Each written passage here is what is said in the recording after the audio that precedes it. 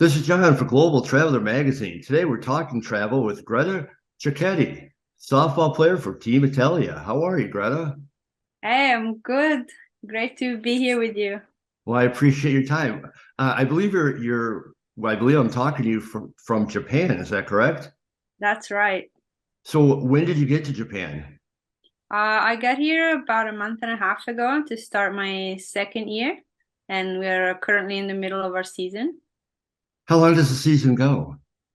So there are two halves. The first half goes from April till the end of June, and then the second half will start again in September and end with playoffs in November. Okay. Well, let me take you back. I definitely want to talk to you about all the places you've been, all the things you've done, but I want to start with when did you start playing softball and when did you know that you were really good at softball? I started playing softball when I was 7 years old. Both of my aunties played softball as well, and they also represented Italy. So after I tried a few sports, like, dancing and swimming, and I wasn't really cut out for any of those. And they were like, hey, why don't you try play softball? So that's how I started, and I've never stopped. And obviously now you're a fantastic pitcher. Were you always a pitcher? Did you play other positions? I started off as an outfielder, then moved to the infield shortly after. I'm pretty tall. I've always been a bit taller than everybody else, so that helped my throws. So they tried me at shortstop, they tried me at third base, simply because maybe my other teammates couldn't reach throwing to first base, when you're that young. Sure.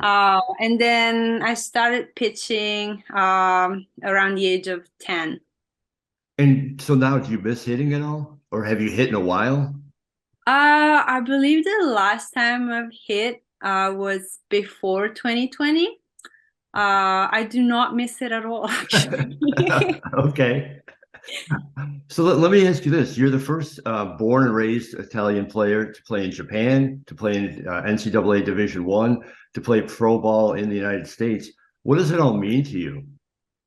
It means a lot, if Italy is not really known for softball, Right. but after the Olympics, especially, I feel like Italy being one of the only six teams participating, it kind of put us on a map, and being able to travel around the world and play in the best leagues.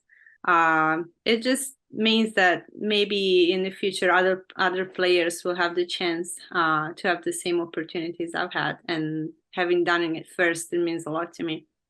And softball has taken you pretty much everywhere across the world. Obviously, we said Japan. I know you're from Italy. You've played in the United States. You played right near me in Rosemont, in Chicago. You played a season with Athletes Unlimited. You went to college in Texas. What were some of the highlights for you in traveling through softball? Traveling, it's been amazing, so like you said, I actually started off my traveling experiences by leaving my hometown high school to join the Italian Baseball and Softball Academy that was in Tuscany. So I'm from Milan, and that's about 3-4 hours from home, and I was 16 back then. So that was my first experience away from home. Then obviously went to college. I was recruited by Polk State College, which is a junior college in Florida. I played 2 years over there, which was really important for my development because, I didn't really speak English at the time. So just being away from home, adjusting to a new language, adjusting to a new culture, and was really tough. But then eventually moved on to a Division 1 school in Texas. After that, I actually got the chance to play in Australia. So Australia being in the southern hemisphere, their seasons are opposite to ours. So that meant that I could be playing in the summer over there when it was winter at home and no softball, and then come back to Italy and play the summer season. So it was just a never-ending summer of softball for Wow. me. Year round. That was amazing. Yes. So I did that for about 5 years. And then, COVID happened, stopped my traveling for a little bit, just like everybody else. Yeah, and then I was lucky enough to resume my traveling experiences here in Japan and USA. Do you have any special travel memories, like specific places you went to or experiences in those places? Uh, I mean, it's tough to pick one, but all the times we've traveled with the national team, uh, great memories. We played a couple of World Championship in Canada, amazing landscapes. I love Texas. I love Florida. Chicago was really cool. I'm really enjoying Japan here. I'm trying to travel as much as possible, but we don't have many days off. But I'm trying to make the most out of it while I'm here, and then of course all around Europe, Czech Republic has really really nice places. Prague and Holland is amazing. Driving through Germany, going to tournaments is also very nice. And of course, I mean, I still believe Italy is the best country in the world. So. Well, I'm half Italian, so I will not disagree with that.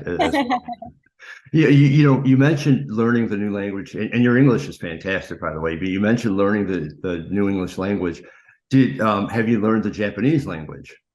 I know a few words, just enough to survive, I guess. Okay, Japanese is pretty difficult. They have three different alphabets and they use them all three together. So okay. So, English is definitely the easiest one. so this is your second season in Japan. Um, Yeah. How is this different than your first season? Like, with all the gained knowledge you had in the first season, how did that change your preparation for the second season, either in softball or in living? Yeah, so Japan is a completely different world from anywhere else I've been. Their culture is so different in so many amazing ways. Their work ethic is amazing. They can be on the field all day and it doesn't bother them, honestly. Um, just they have so much respect for each other, for the sport, and uh, my first season was definitely full of adjustments. We did really great as a team. We made the playoffs for the first time ever in the club's history. So that was a very, very exciting season for everyone.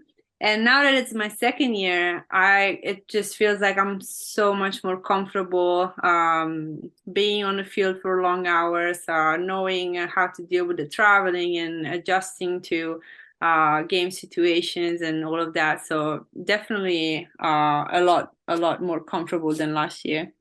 Will you be coming back to the United States for the summer softball league at all? Not this year.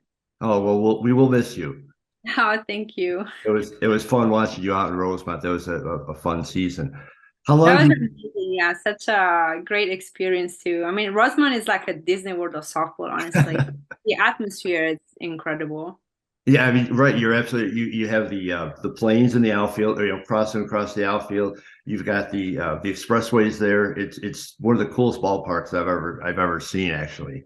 Absolutely. And the crowd turn up was amazing. ESPN coverage was just everything an athlete dreams of, honestly. Well, it's good to hear.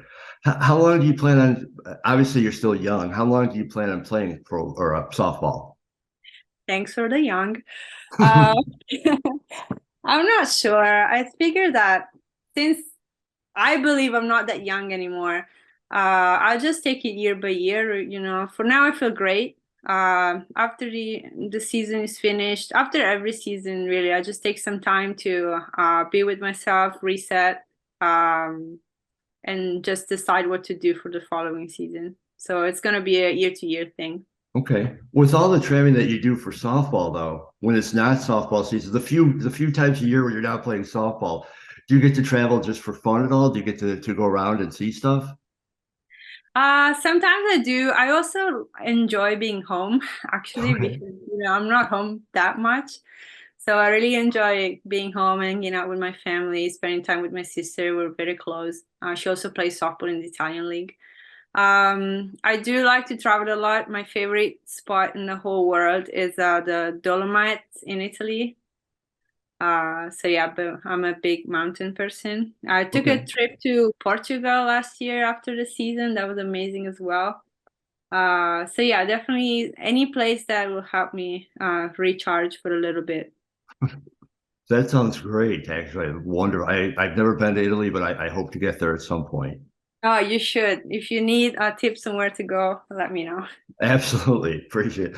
So last season, to go back to last season real quick, one of the coolest parts of the Athletes Unlimited is playing for a cause where part of your bonus it goes to the charity of your selection. You chose the Be Daring Foundation. Yeah, that's right. Could you tell us why was that one special for you? The Be Daring Foundation helps people getting access to mental health. And it's a non-professional organization, which means that all the people that work it are not professional. They're just people that can genuinely help you find help. And I think that is something that someone who's struggling can easily get access to and relate to. Sometimes getting help from a professional can be intimidating and also expensive. So yeah, I felt like that was a good cause to represent and yeah, to just help people who need help and they're not okay. No, I think it's fantastic. I think it's great that a world-class athlete like yourself, supports that foundation, supports that cause because, people could look at you and say that you're on top of the world. You have nothing to worry about. You're fantastic. And the truth is we all have times when we suffer through, issues. And it's good to have people like you speak out about that. So everybody knows that it's okay to seek help if you need it.